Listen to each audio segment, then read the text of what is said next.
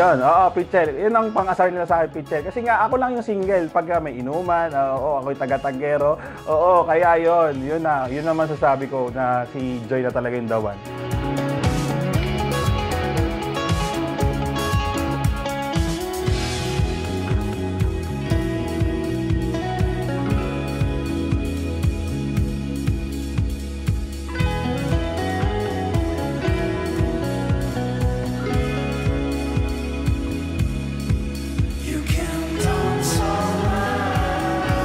Bakit siya? Kasi sa lahat ng nakilala kong lalaki or sa mga naging karelasyon ko, sa kanya ko talaga nakita yung parang totoong lalaki.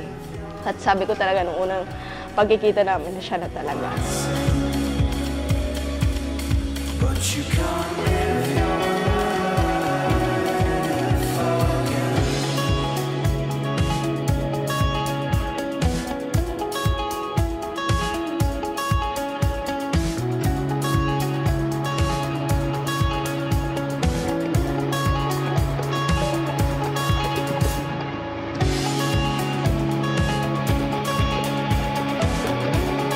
Hindi porket may mga ganun tayong senaryo minsan ano na tayo, susuko na. Pero basta masasabi ko lang, kahit anong mangyari, nandito lang ako para supportahan ka.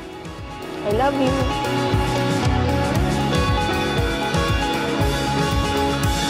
Ang gusto ko lang talagang sabihin na mahal kita, mamahalin kita habang buhay, hanggang sa makakaya ko, hanggat buhay pa tayo.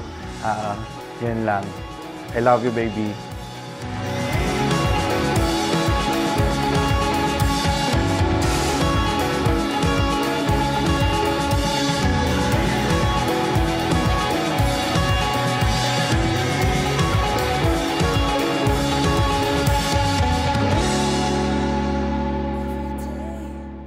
Hi, baby. I'm the luckiest girl in this world to have you in my life. Even we have differences and similarities of attitude, we managed to keep strong in our relationship up to this day. And yes, andito na tayo sa araw na magiging ganap na tayong mag-asawa talaga. I never thought that I will find my forever in the dating app. And yes, totoo nga na may forever sa dating app.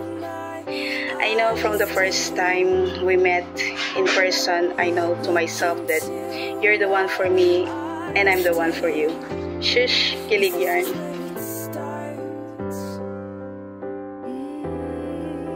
Hi, Mrs. Kumahig. You know, Nax, this is it.